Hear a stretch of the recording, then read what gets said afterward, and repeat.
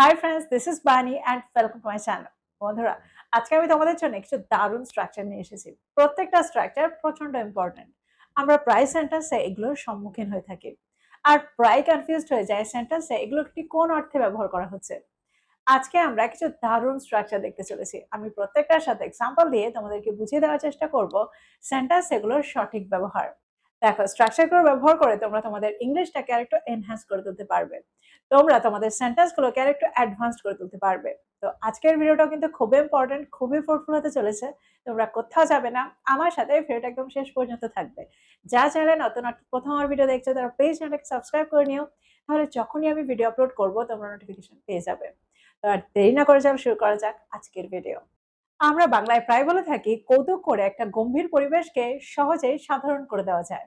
কৌতুক করে, মজা করে, এরকম অর্থে আমরা কোন স্ট্রাকচারে ব্যবহার করতে পারি? আমরা প্রায় বলে থাকি, এরকম অবস্থায়, এরকম পরিস্থিতিতে তোমার কৌতুক করা উচিত ছিল না। এখানে আমরা কৌতুক করার অর্থে কোন স্ট্রাকচার ব্যবহার করতে পারি? এখানে আমরা ব্যবহার করতে পারি crack a joke. Crack a joke. যদি আমি বলি মুডটা হালকা করতে একটা কৌতুক বলো বা একটা কৌতুক করো, please crack a joke to lighten the mood. Please crack a joke to lighten the mood. একটা এক্সাম্পল দেখো, যদি আমি বলি এমন একটা গুরুত্বপূর্ণ মুহূর্তে কৌতুক করো না, please don't crack a joke at such a serious moment. Don't crack a joke at such a serious moment. আমরা এখানে সেন্টেন্সে অর্থ করছি একটা কৌতুক বলা, একটা কৌতুক করা, এরকম অর্থে আমরা সেন্টেন্সে ক্র্যাক আর জোককে ব্যবহার করে থাকি। আমার মনে হয় তোমরা বুঝতে পারলে সেন্টেন্সে আমরা কোন ক্ষেত্রে ক্র্যাক আর জোককে ব্যবহার করতে পারি। এইভাবে দেখবো পরের স্ট্রাকচারটা। ১ মিনিট দাঁড়াও। তোমরা কি ইংরেজি বলতে গিয়ে বারবার আটকে যাচ্ছ? ইংরেজিতে লিখতে পারছো, পড়তে পারছো, বলতে পারছো না।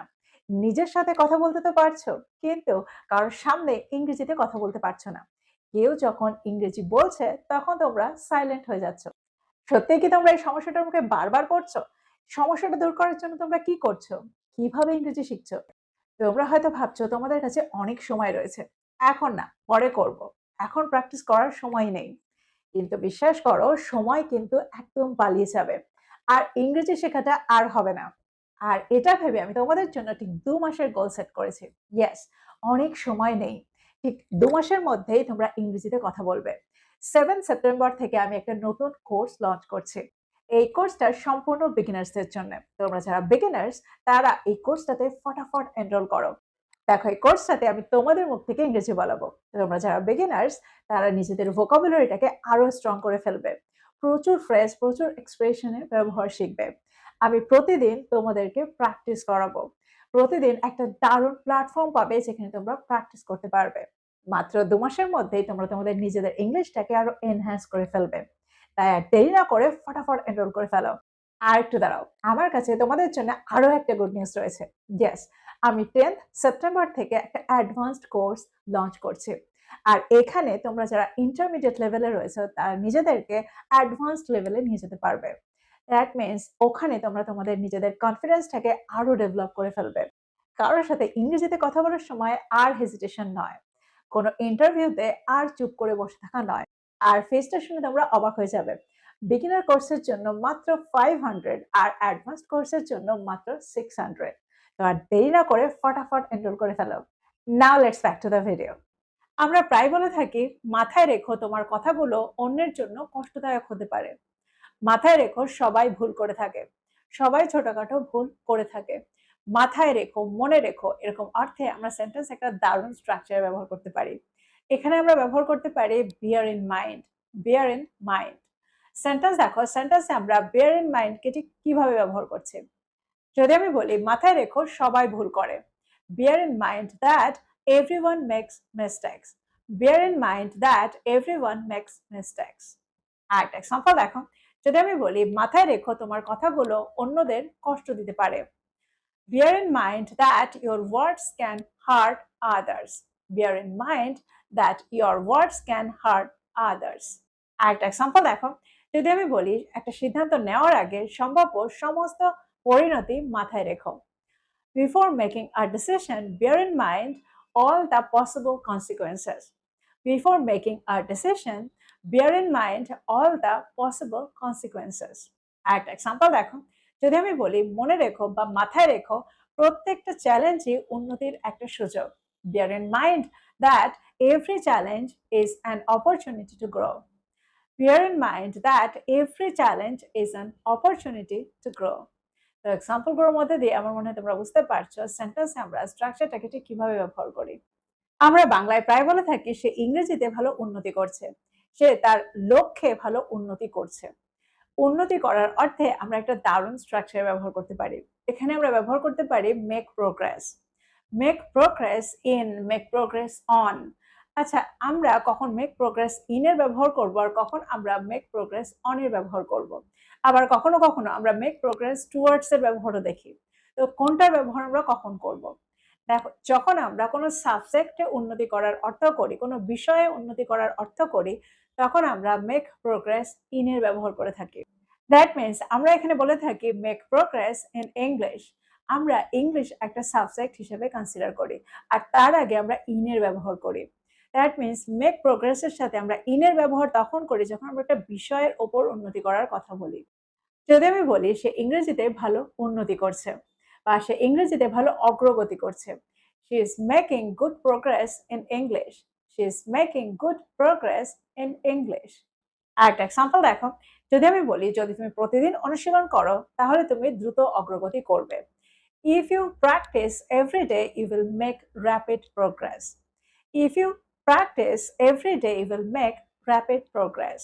আর একটা এক্সাম্পল দেখো, যদি আমি বলি আমরা এই প্রকল্পে উল্লেখযোগ্য অগ্রগতি করেছি, we have made significant progress on this project.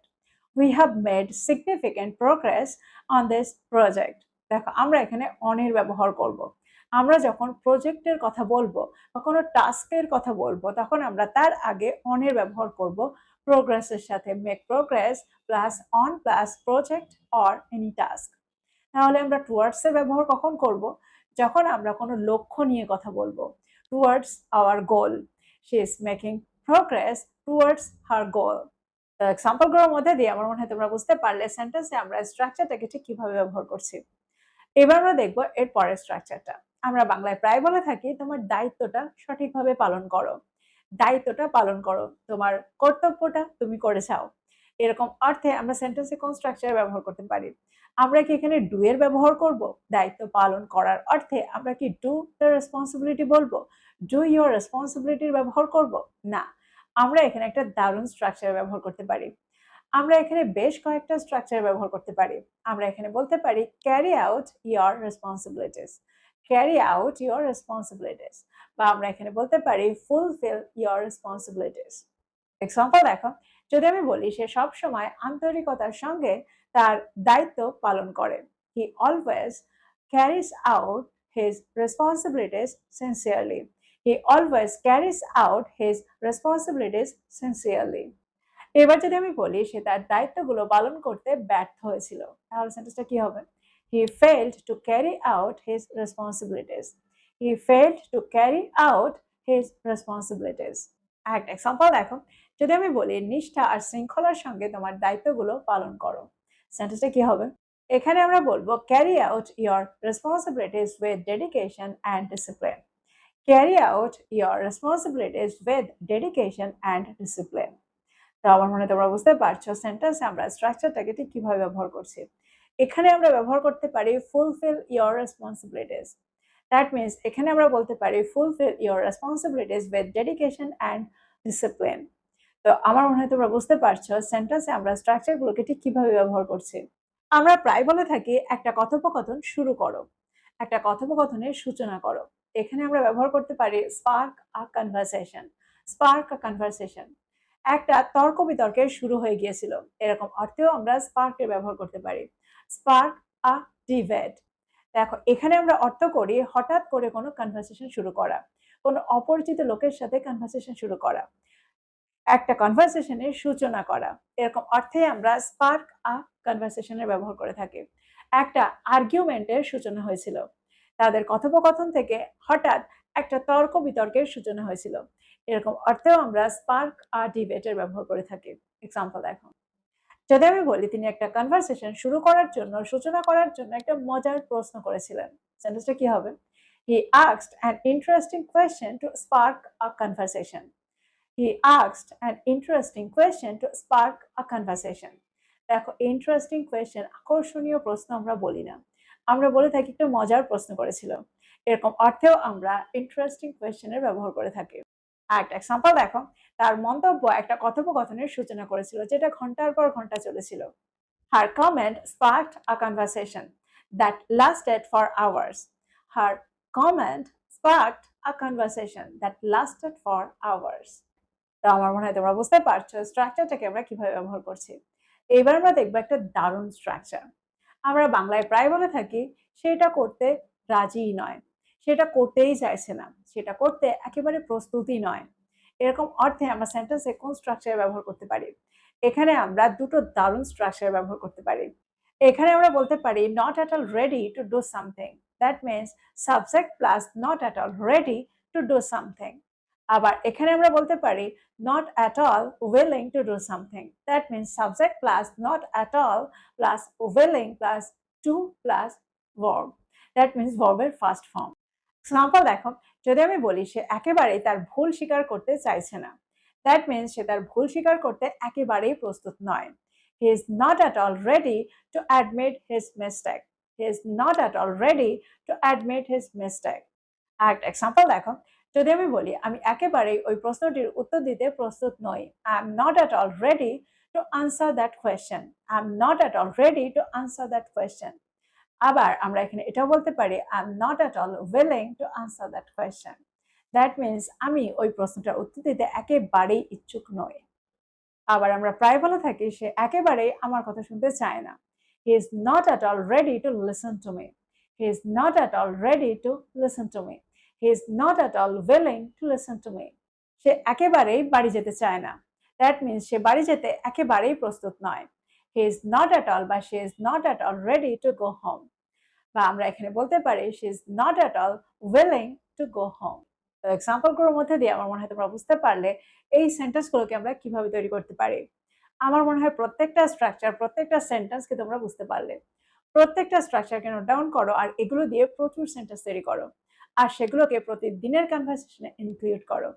আর ভিডিওটা ভালো লাগলে লাইক করতে ভুলে যেও না, বন্ধুদেরকে শেয়ার করো যারা ইংরেজি শিখছে। So this is all about today. I will be back with another video. Till then, take care. Thank you for watching this video. Bye bye.